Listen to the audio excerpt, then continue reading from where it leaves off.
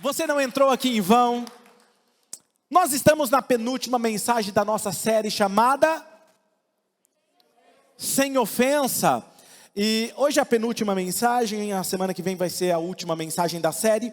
E o título da mensagem de hoje é Quando o Perdão Parece Impossível. E antes de tudo eu quero abrir em uma das minhas escrituras favoritas. Eu não sei se você tem escritura favorita ou se você tem direito de ter escritura favorita, mas me perdoe Deus, eu tenho esse direito, brincadeiras à parte. Mas quero ler com você em Colossenses capítulo 1, versículo de número 13. Colossenses 1, versículo 13. Olha o que diz. Pois Ele nos resgatou do domínio das trevas e nos transportou para o reino do seu Filho amado. Nós poderíamos parar aqui nesse texto e apenas dizer louvado seja Deus por isso. Nós fomos encorajados para o resto da nossa vida pelo fato de Deus ter nos resgatado e nos transportado para o reino do seu Filho. E é interessante que a Bíblia diz que Ele nos resgatou, não diz que Ele irá nos resgatar, mas diz que Ele já nos resgatou, Ele já concluiu, é uma obra consumada, não tem como ser mudado isso, foi feito lá na cruz, diga comigo, a cruz, na cruz de Cristo. E a palavra no grego, a palavra resgate, ela significa literalmente agarrar-se a algo para si mesmo e com força. Então vou repetir, no grego a palavra resgate significa agarrar-se a alguma coisa para si mesmo com força. E se você quiser uma imagem em sua cabeça que acompanhe essa tradução, eu acho que seria como a ideia de uma criança, ela está correndo na rua e um carro se aproximando e o pai e a mãe vê que elas estão em um perigo e vai lá e agarra e tira ela do perigo. É mais ou menos isso que você está vendo agora.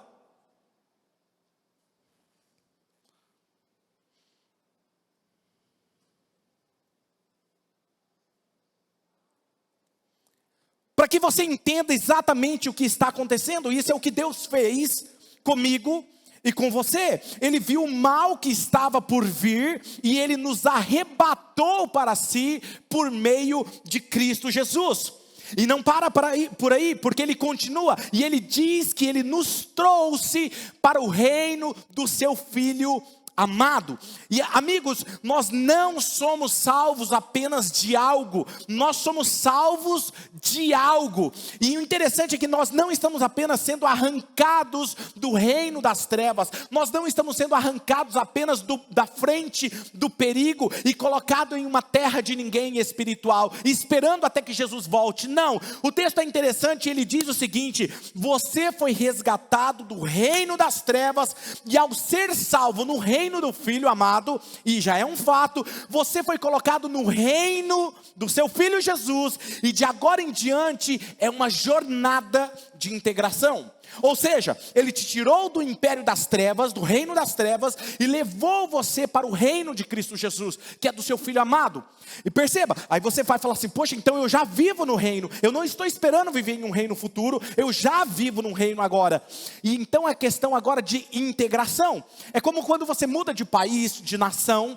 Você precisa o quê? Você mudou de país, mas agora você precisa se adaptar, é uma jornada de integração. Você precisa aprender os valores daquela nova nação, você precisa aprender a cultura, certo? Você precisa aprender a linguagem, ok? Você aprende a língua, e aí é onde entra o papel do Espírito Santo. Ele veio habitar em mim e em você para fazer essa integração, ok? Desses valores, desses princípios, para que você realmente seja um embaixador de Cristo Jesus, amém?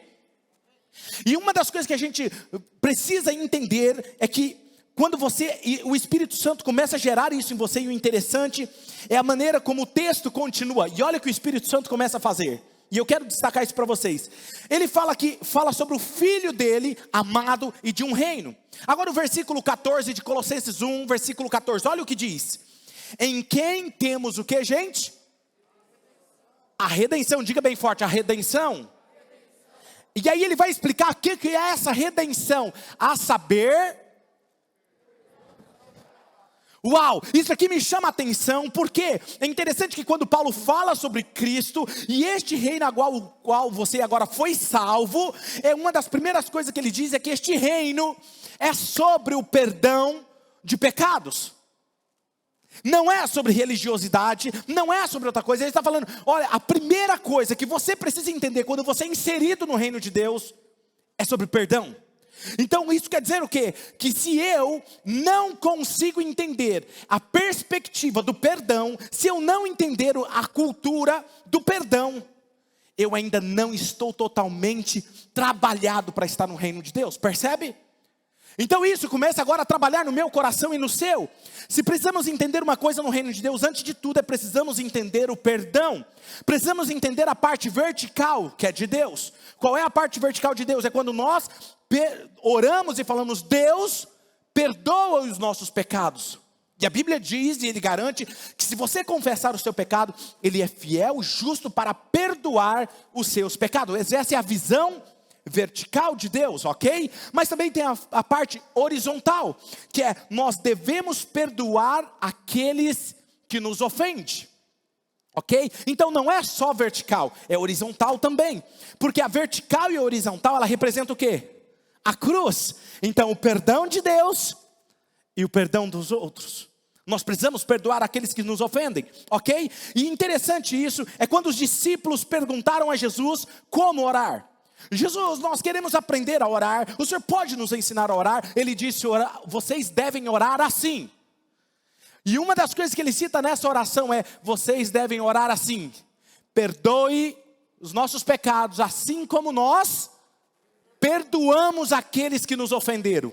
Vou repetir, Deus, perdoe os meus pecados, porque eu entendi tanto o princípio do perdão, assim como eu perdoo aqueles que me ofendem. Quando eu não perdoo aqueles que me ofendem, eu não consigo entender o perdão de Deus. Está comigo aqui?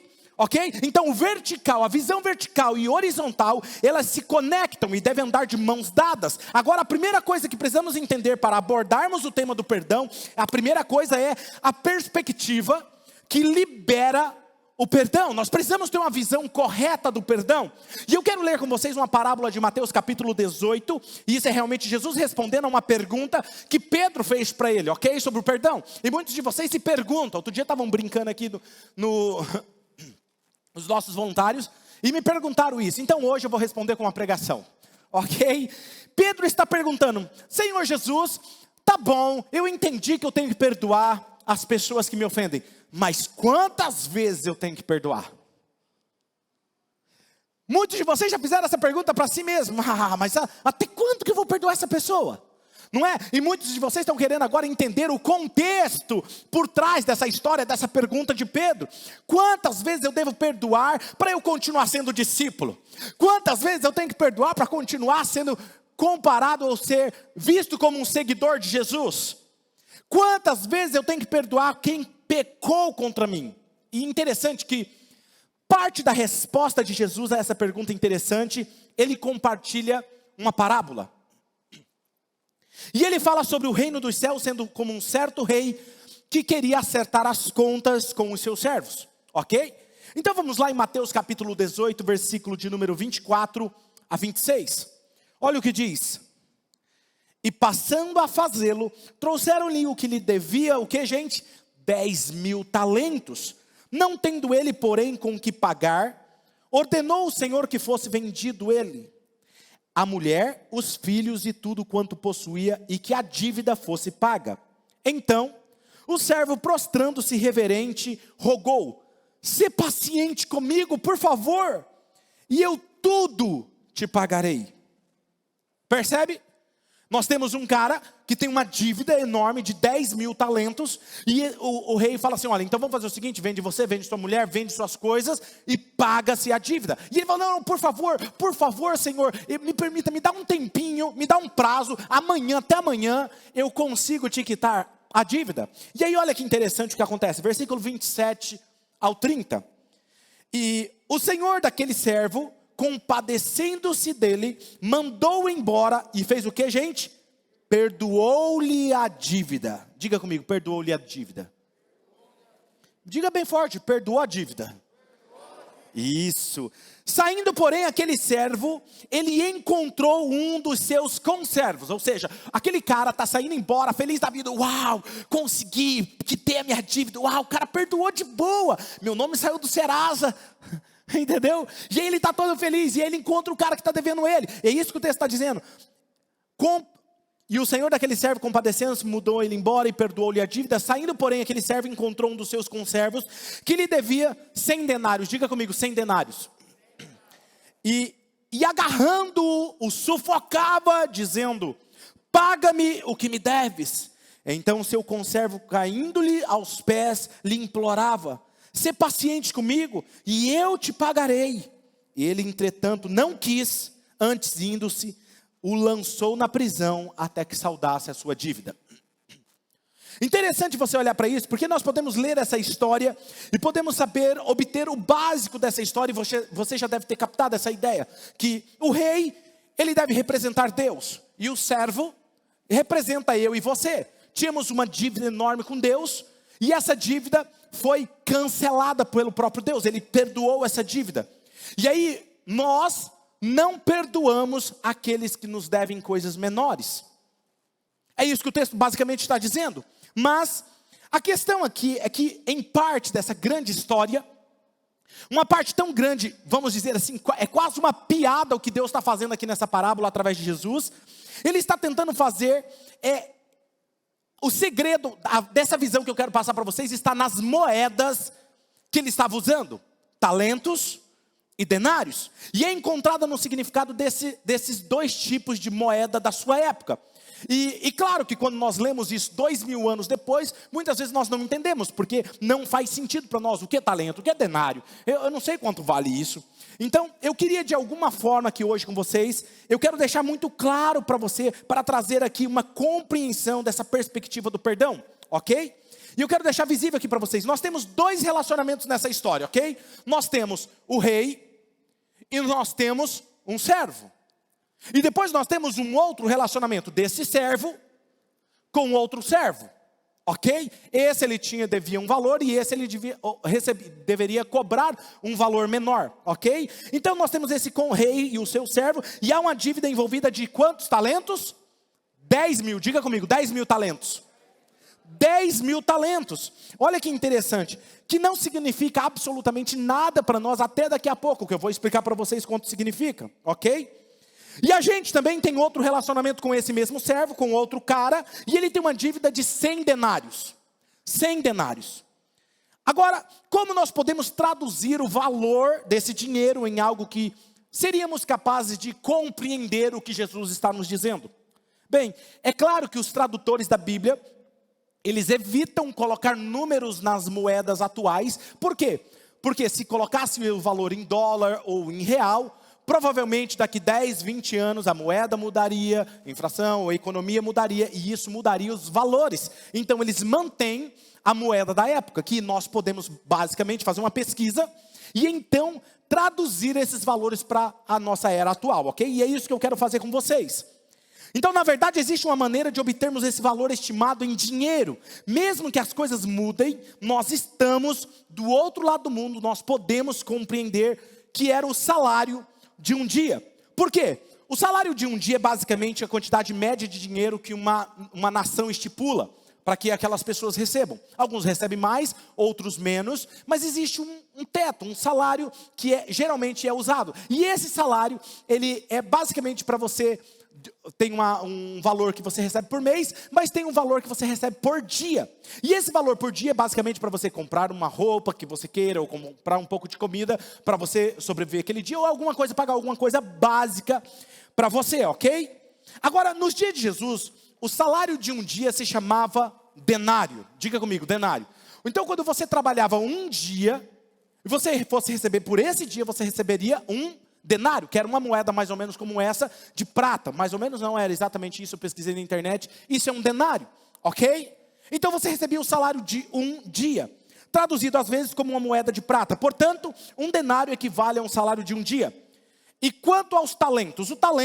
O que era um talento? Era uma barra de ouro, mais ou menos desse tipo, que pesava mais ou menos 45 quilos. Então, um talento era uma barra de ouro que pesava uma média de 45 quilos. Ok? É isso que é um talento. Então, um talento, agora preste atenção nisso. Quem aqui é bom de matemática, levanta a mão. Quem é bom de calculadora, levanta a mão.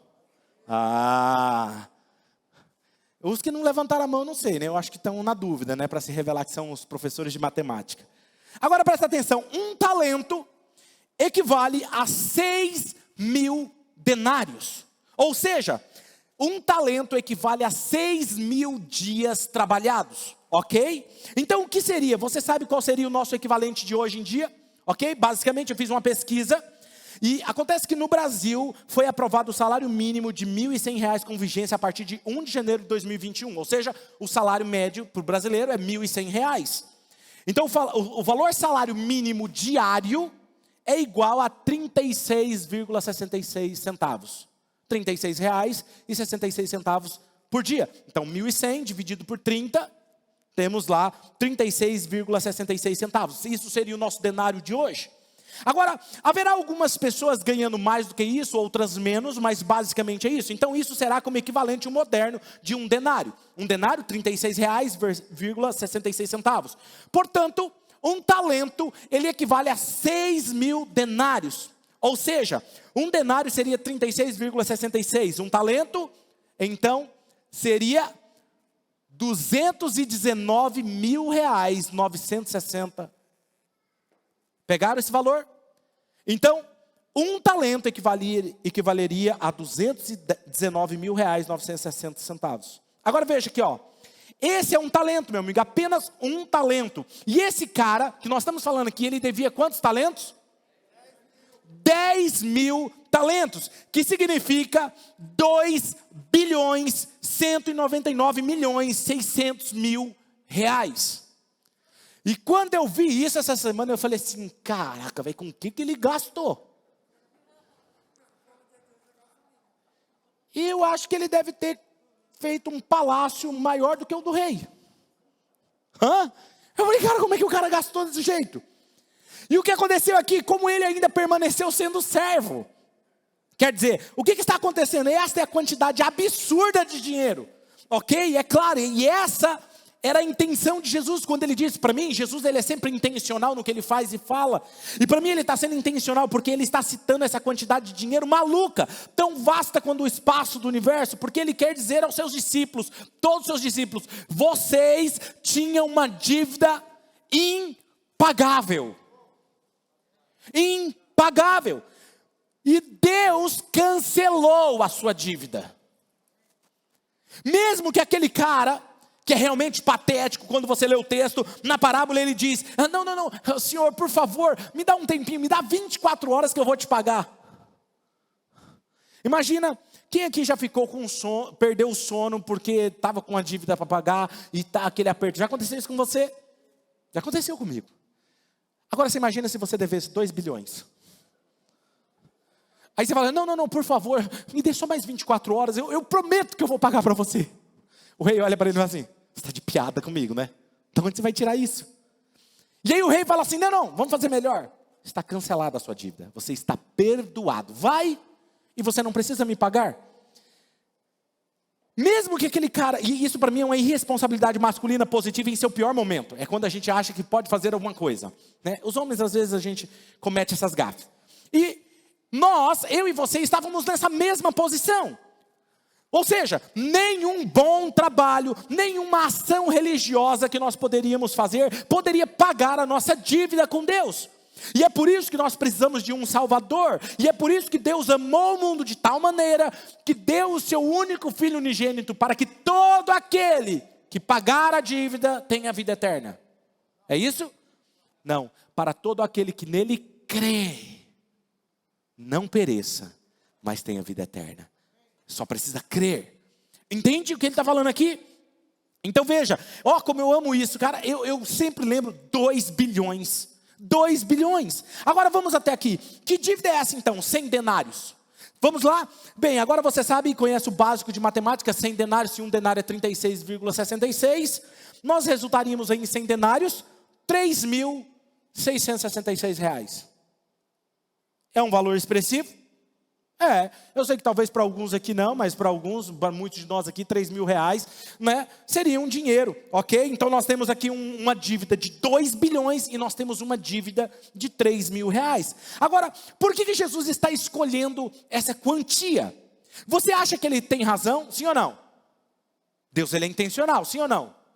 Agora olha só, eu não acho que Jesus diga nada por acaso. Você vê, 3 mil reais é uma dívida significativa, é um valor expressivo também, ok?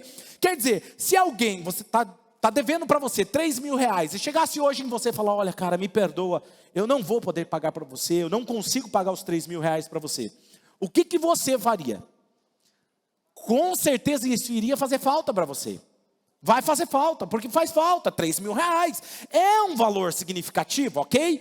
Mas o que Jesus está tentando mostrar para muitos de nós aqui, para nós, é que esse cara realmente devia muito dinheiro. E talvez essa seja a sua situação, talvez alguém lhe deva muito dinheiro, ou talvez alguém tenha feito algo de errado com você, ou talvez te feriu, ou talvez pecou contra você. Talvez deixou você com o coração partido, onde uma ferida que dói muito. Talvez alguém te tratou mal e não tem desculpa para isso, ok? Talvez haja uma dívida considerável envolvida entre você e outra pessoa. E enquanto você permanecer focado na perspectiva da dívida apenas de 3 mil reais, ele realmente vai parecer muito grande. Porque você vai falar, cara, ele me deve 3 mil reais. Não é qualquer dinheiro, ok? Agora preste atenção, aqui está o ponto do perdão. Preste atenção sobre isso. 3 mil reais é apenas muito dinheiro até você se comparar com 2 bilhões de reais. Se eu me focar nessa quantidade de 3 mil reais, fica não, porque ele me deve 3 mil reais, é muito dinheiro, sim ou não? É dinheiro. Mas se você tira e dá alguns passos para trás, e você vê 2 bilhões de reais, você vai falar, é uma dívida pequena demais. Quem está me entendendo? Agora perceba o que Jesus está fazendo aqui. Essa é a perspectiva do perdão. Jesus não está dizendo que essa quantia aqui de 3 mil reais é irrisória. Ele não está menosprezando a dor que você passou. Ele não está menosprezando aquilo que partiu o seu coração. Não, ele poderia simplesmente falar assim, é 1 centavo. Você falaria, Deus então está menosprezando a minha dor? Não, por isso que ele está colocando 3 mil reais. Tipo, dói. Eu sei que dói, mas a sua dívida comigo era impagável. Está entendendo? E é isso que ele está falando aqui, ok? Jesus não está dizendo que essa quantia é pequena e insignificante, pode ser facilmente esquecida, mas o que ele nos pede é simplesmente dar alguns passos para trás, comparar a dívida que nós tínhamos com ele, e ele cancelou a nossa dívida. E quanto mais nós olhamos para isso, essa dívida que era impagável, mais na ansiedade eu fico de liberar o perdão para aquilo, porque aquilo é insignificante perto daquilo que ele fez por mim, mudou a minha história para sempre. Muitos de vocês, quando começaram a jornada da fé, muitos de vocês chegaram com um casamento quebrado, muitos de vocês chegaram com problemas sérios na sua vida, e Jesus foi lá, perdoou, mudou a sua história, te deu a vida eterna, e ele falou, a sua dívida era impagável, mas eu cancelei ela. Você está perdoado, foi feito lá na cruz. Aí ele te pergunta, o que é isso que estão devendo para você? Ok? Então quanto mais nós olhamos para isso, mais nós estaremos abertos a abrir mão disso. Então, no entanto, se nós fixarmos os olhos apenas nessa dívida pequena, nós não vamos conseguir perdoar. Mas quando nós olhamos para a graça de Jesus, nós estamos com o coração abertos para perdoar, ok?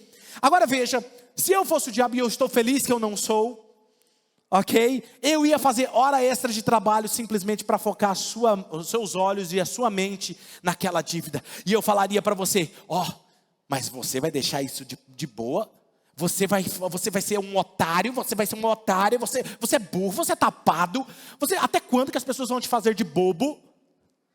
Eu gastaria horas extras, porque eu faria você ficar focado na dívida que estão tendo com você, para que você não enxergasse a sua dívida que foi cancelada. E aí você fica preso num ressentimento, preso num problema de relacionamento, enquanto o seu problema de relacionamento espiritual com Deus era muito maior. E é isso que Jesus está nos fazendo aqui a olhar, sabe? Ele está falando, você olhe para aquilo que eu fiz. Eu apenas tentaria tirar os seus olhos do que ele fez, para te manter preso. E a principal maneira de fazer isso é por meio do orgulho. Porque o orgulho mata o perdão. Eu deixaria você orgulhoso? Não. Não perdoa agora, não. Não, mas a pessoa vira para você e fala, mas me perdoa, estou arrependido. Fala, não estou vendo arrependimento em você. Eu não sei se é assim com vocês, mas geralmente, quando eu atendo muitos casais. É engraçado que às vezes quando está tendo um conflito, que eu tenho que fazer um intermediário, né? Eu sou meio que um negociador da guerra. Aí eu tenho que entrar, então, e aí? Aí eu olho para o cônjuge esperando que ele fale assim, não, está perdoado. Aí ele olha assim, perdão é de Deus. Você não entendeu, meu filho, era de Deus, mas agora é horizontal também. Entende? Agora perceba, ou quando ele não fala isso, fala assim, não estou vendo arrependimento. Agora você tem um olhar raio-x do céu agora. Não, como que ele pediu perdão assim tão rápido? Talvez é porque seja mais quebrantado que você. É rápido em pedir perdão. Quem está me entendendo? Mas e se ele não tiver arrependido? Se ela não tiver arrependido, o problema é de quem? De quem perdoa? Não. Porque o perdão é tudo sobre quem está dando o perdão, não é sobre quem está recebendo. Uau, isso é incrível, me fascina esse Jesus, porque você sabe que quando nós somos perdoados, nós não somos perdoados automaticamente quando nos tornamos filhos de Deus, não. A palavra de Deus diz que é quando nós confessamos o nosso pecado. 1 João, capítulo 1, versículo 9 e versículo 10. O que esse texto diz? Se confessamos os nossos pecados, Ele é fiel e justo para perdoar os nossos pecados e nos purificar de toda injustiça. Se afirmarmos que não temos cometido pecado, fazemos de Deus um mentiroso e a sua palavra não está em nós. Perceba o que esse texto está dizendo. Não é se você se tornar filho de Deus que você é perdoado. Não, é se você confessar. E o que é confessar? Assumir uma culpa. Olha, eu errei, me perdoa, Senhor. Então Ele é fiel e justo para perdoar. Agora veja, o orgulho ele vai fazer você pensar que não há 2 bilhões de dívidas. Não há 2 bilhões de reais para você pagar. Não. Você não é tão ruim assim. Não, você não é tão mal assim. Olha, veja, você faz caridade, você ajuda as pessoas, mas o que fizeram com você é injusto. Eles não foram justos com você, eles enganaram, eles traíram a sua confiança, e você é uma pessoa boa. Quando você ouvir isso na sua cabeça, repreende, porque é o inimigo tirando o seu foco, brotando orgulho no seu coração. Percebe o que está acontecendo? E aí é interessante porque você está minimizando, quando você faz isso, você está minimizando aquilo que Deus fez ao enviar o seu filho na cruz por você. Ele disse assim, cara, essa dívida é impagável, e a única forma de fazer isso é o cordeiro sendo imolado, é Jesus morrendo na cruz. Quando eu digo, eu não sou tão ruim assim, eu estou dizendo, foi desnecessário a vinda de Jesus. Você está minimizando, e aí é o problema que vai ficar claro na Bíblia, que Deus odeia o orgulho. Porque Ele odeia tanto o orgulho no coração do homem? Porque o orgulho, a Bíblia diz, precede a queda. O orgulho no coração do homem minimiza o sacrifício de Cristo, ignora a ação de Deus, e ele acha que ele é autossuficiente. Por isso que a Bíblia vai dizer que Ele odeia o orgulhoso, Ele abate os orgulhosos e exalta os humildes. Deus, o termo quando diz abate os soberbos ou orgulhoso, é como se a pessoa tentasse correr em uma direção e o próprio Deus colocasse uma mão na sua testa e segurasse. Muitas vezes a sua vida não vai para frente, não é o diabo que está te impedindo, é o próprio Deus que está te impedindo de avançar, porque você é orgulhoso o suficiente para continuar.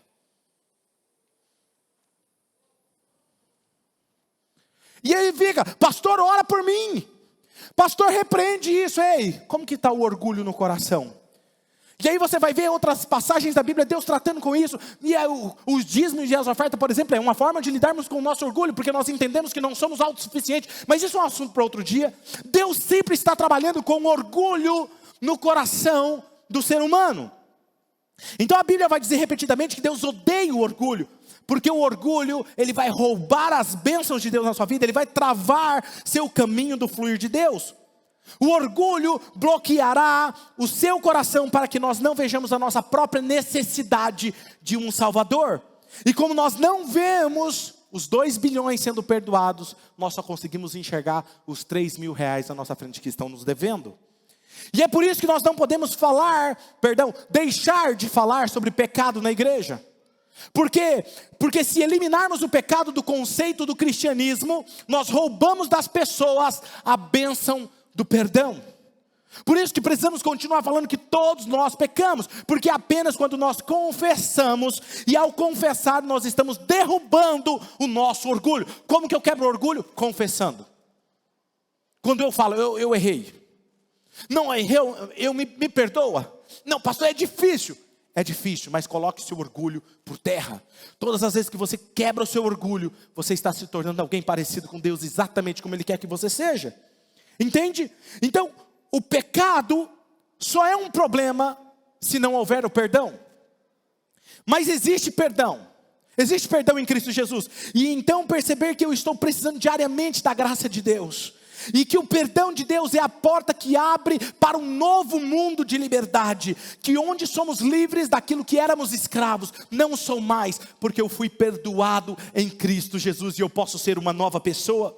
E você sabe, conforme nós percebemos isso, conforme eu percebo isso, eu estou constantemente lembrando dos 2 bilhões de reais que foram perdoados, que é uma dívida impagável. Deus apagou as minhas dívidas, e então eu me torno uma pessoa diferente na minha mentalidade, na minha perspectiva, e mais do que tudo, há uma paz que excede todo entendimento, que é encontrada somente no perdão. Somente no perdão. Há uma paz que é encontrada somente no perdão. A paz que não está conectada às circunstâncias. Por que você sente paz?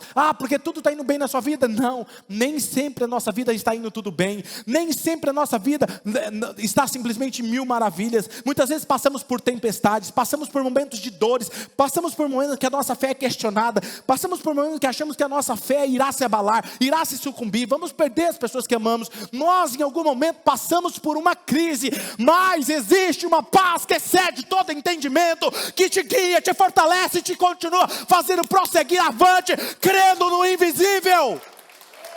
Isso é a paz que excede todo entendimento.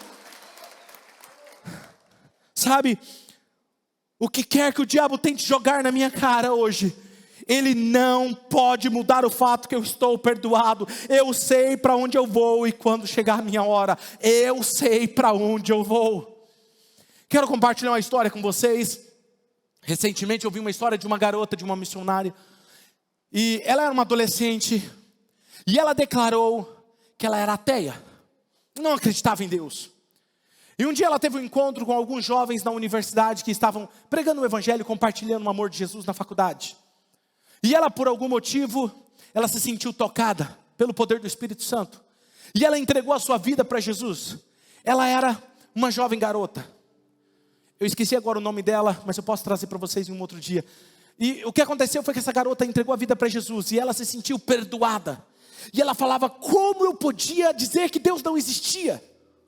Hoje eu sinto na minha vida essa paz que excede todo entendimento. E ela começou a pregar o evangelho para todas as suas amigas. Porque preste atenção, alguém que recebe um milagre do perdão, automaticamente o pastor não precisa mandar ela convidar ninguém. Ela começa a convidar todo mundo para ouvir a palavra. É automático dela. E ela começou a fazer isso. Ela começou a chamar o amigo, compartilhar um vídeo, compartilhar isso. Começou a chamar todo mundo para ir na igreja e ouvir a palavra. E ela estava ganhando muitos dos seus amigos para Jesus. E um dos próximos meses, ela foi diagnosticada com CA. Câncer. Estava tomando boa parte do seu corpo. Ela estava desenganada dos médicos. E os médicos disseram para ela, você tem apenas alguns meses de vida. Nós não temos o que fazer, então você se reconcilia com quem você tem que se reconciliar, e você faça o que for necessário. E eu estava ouvindo o pastor dela dizendo, e o pastor dela disse que, puxa, quando recebeu aquela notícia, ele pegou o telefone dela, ligou para ela, e ele esperava para dizer para ela que ela estaria chorando, e ele iria consolar ela. E ela atendeu o telefone super empolgada, oi pastor, tudo bem? Puxa, estou tão feliz, deixa eu contar o que Jesus está fazendo. E ela começou a contar tudo que os amigos estavam se convertendo, entregando as suas vidas para Jesus. E depois que ela tinha falado muito, o pastor vira para ela assim, até sem jeito, fala assim, então filha, eu fiquei sabendo que você foi diagnosticada. Você está falando do câncer? Ah, pastor, fica tranquila. Eu era ateia. Eu conheci Jesus. Ele já perdoou todos os meus pecados. E se eu tiver que voltar para casa, eu sei para onde eu estou indo. Então o meu maior desejo é levar o máximo de pessoas comigo a conhecer esse Jesus que perdoa pecados. Eu estou em paz. Ela estava em paz, uma paz que excedia as circunstâncias. Um diagnóstico poderia ter mudado a fé dela, mas ela estava convicta. E eu poderia aqui dizer para você que foi fácil, mas o pastor dela disse que ela passou por muita quimioterapia, muito tratamento, que ela foi curada. Mas ela poderia não ter sido curada. E hoje ela é missionária na Tailândia com seu esposo e uma filhinha, compartilhando o amor de Jesus. Essa paz que vem do perdão, a paz que Deus quer dar a você que está me assistindo online, em qualquer lugar do mundo, em qualquer lugar do estado do Brasil nesse momento, ou pelo Oxygen TV, ou pelo YouTube, ou pelo Facebook, não importa, o Instagram. Ei, Deus quer te dar uma paz que excede todo entendimento. Talvez você chegou por um link aonde você precisa entender uma coisa: você não está aqui me ouvindo por acaso. Deus quer perdoar o seu pecado, apagar o seu passado e te dar uma nova oportunidade. Agora veja, aceitar o fato de que Jesus Cristo pagou o preço por você, e tudo que você não pôde fazer por si mesmo. Não havia obras que você poderia fazer, não havia sacrifício tão grande que poderia pagar essa dívida de mais de 2 bilhões de reais. Mas não era tão ruim que o poder do sangue de Jesus não poderia apagar e resolver o teu problema. Ele está pronto para purificá-lo, para eliminar todas as dúvidas do seu coração e apagar e cancelar a sua dívida da sua conta.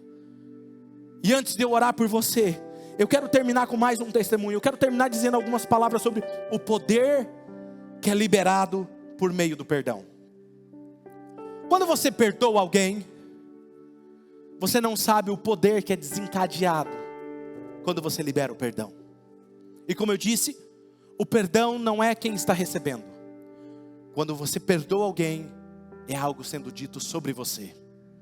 Por isso que Jesus nos perdoou, mesmo antes de nós nos arrependermos, porque era sobre Ele, não era sobre o quanto nós éramos perfeitos. Quando você perdoa alguém, você não tem ideia do que está fazendo. Quando você perdoa alguém, quando você deixa alguém ir, cancela a sua dívida, mesmo que ele te magoe, você não tem ideia das consequências disso na vida dessa pessoa. Alguns anos atrás, no ano de 2015, em fevereiro, um grupo de guerreiros, a ISIS, do Estado Islâmico, conduziu 21 jovens cristãos egípcios soldados em uma praia da Líbia, no norte da África. Esses cristãos foram forçados a se ajoelhar na praia, e o porta-voz do ISIS fez uma declaração sobre essas pessoas da cruz. Diga, pessoas da cruz. Era assim que ele se referia àqueles jovens cristãos. Eles não eram dignos de viver. E todos aqueles 21 jovens cristãos foram executados, deitados de joelhos e deitados na praia, com o seu corpo na água, com uma faca foram imolado o pescoço deles se afogando na água. E eles fizeram isso e transmitiram isso no YouTube. Ele filmou e colocou isso no YouTube, numa tentativa de assustar os cristãos a não permanecerem na sua fé em Cristo Jesus. Em uma tentativa de motivá-los a deixar para trás aquela fé na cruz e se esconder atrás da escuridão do terror, dizendo: escondam-se do impacto e poderoso ISIS. No entanto, o efeito disso foi exatamente o oposto. Porque por todo o Egito se espalhou como um incêndio essa notícia. Embora o Egito seja uma nação islâmica, todos estavam preocupados porque se tratavam de cidadãos egípcios. E eles trouxeram a mãe de um daqueles jovens que foi executado na praia, em público. E eles estavam no estúdio de TV apenas uma semana depois do acontecimento horrível que tinha acontecido. E foi o maior talk show do país. E a apresentadora daquele talk show perguntou àquela mãe: mãe, se você tivesse esses homens que mataram o seu filho e aqueles outros 20 jovens em um lugar, e você pudesse fazer qualquer coisa por eles, o que você faria? Qual é a punição? Qual a punição seria o suficiente para apaziguar a dor no seu coração? Aquela mãe olhou para a câmera e disse: sabe de uma coisa? Eu só desejo que todos esses homens encontrem o perdão em Cristo Jesus. Eu só desejo que todos esses homens que tiraram a vida do meu filho e dos outros 20 jovens conheçam o amor de Jesus Cristo, e eles encontrarão a verdadeira vida e o verdadeiro perdão através da fé nele. Esse é o meu único desejo. E as palavras daquela mãe espalhou-se por toda a nação, chocou toda a nação do Egito, porque era claro que religião era tão poderosa, que fé era tão suficiente para perdoar um caso tão horrível como esse. E isso levou a um avivamento nacional no Egito, com dezenas de milhares de pessoas chegando à fé em Jesus Cristo. Enquanto eu pesquisava isso essa semana, encontrei um vídeo dos cristãos coptos do Egito em resposta ao ISIS. E se você quiser depois pesquise em inglês, resposta dos cristãos coptos ao ISIS. E eles têm as cenas do que aconteceu, obviamente algumas partes são cortadas para não expor a violência, mas olha o que aconteceu. Eles dão uma resposta dizendo assim: vocês, ISIS, nós queremos ser gratos a vocês porque vocês cobriram o rosto de vocês com um capuz, e expuseram o rosto dos meus irmãos, que não estavam com medo de vocês, para que ninguém se lembrasse do rosto de vocês, mas se lembrasse do rosto daqueles mártires. Vocês fizeram os joelhos deles se dobrarem, mas não diante de vocês, porque eles ficaram atrás deles, mas fizeram eles dobrar o joelho deles diante do Deus Altíssimo. Enquanto vocês derramavam o sangue deles na praia do oceano, vocês batizaram toda a bacia do Egito e dos países vizinhos como semente de um grande avivamento. Nós esperamos que, se vocês não morreram, conheçam o amor de Jesus e o perdão dele, como nós estamos liberando perdão para vocês. Que amor é esse? Quando você entende que sua dívida era muito maior do que qualquer pessoa poderia fazer contra você. E recentemente, apenas alguns anos atrás, 10 mil jovens fizeram um culto em um lugar, em um ginásio grande no Egito. E esse culto foi transmitido ao vivo no YouTube, no mesmo lugar que eles transmitiram aquelas mortes. E sabe quantas pessoas assistiram online? Mais de 2,5 milhões de pessoas no Egito ouviram o amor de Jesus sendo pregado. Um milagre que foi desbloqueado pelo poder do perdão. Quando você escolhe perdoar, não tem ideia do que está colocando em ação. E você sabe o que eu quero orar por você agora, mas talvez você esteja em algum lugar me assistindo online nesse momento, talvez em outro país, talvez em outro estado, talvez você não está aqui, ou talvez em uma das nossas igrejas. Alguém fez algo contra você, que talvez você não foi capaz ainda de esquecer. Havia uma dívida de 3 mil reais, e você está olhando para ela há muito tempo, e quer saber de uma coisa? É hora de você colocar os seus olhos na dívida que você tinha com Cristo. 2 bilhões de reais. E Deus nos perdoou. No momento eu acredito que o Espírito Santo está chamando o seu coração agora a se render a um perdão, a deixar ir aquele ressentimento, para ser tão generoso em perdoar os outros quanto Deus perdoou você. Perdoai uns aos outros, assim como eu perdoei a vós. Então agora eu quero que vocês abram o coração de vocês e se preparem para permitir que o Espírito de Deus se mova na parte mais obscura da sua vida, no quarto mais escuro do seu coração. Permita Ele arrancar as raízes de amargura e ressentimento, e liberte para que você possa experimentar a paz que vem do perdão, e também desencadear um milagre que acontecerão como resultado de você perdoar os outros. Lucas capítulo 7, versículo 47 diz: portanto, eu digo, os muitos pecados dela foram perdoados, pois ela amou muito. Mas aquele a quem pouco é perdoado, ou foi perdoado, pouco ama.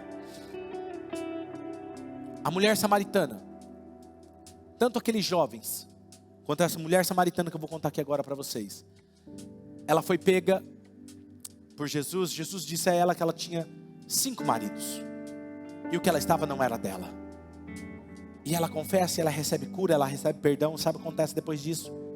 Quem muito é perdoado, muito ama. Ela volta na sua cidade de Samaria e traz a cidade inteira para conhecer o Jesus que conhecia a vida dela. Por isso que você vai ver, sabe essa igreja, porque essa igreja tem crescido rápido? Porque aqui é lugar proibido entrar de pessoas perfeitas. Nós sabemos onde nós estávamos.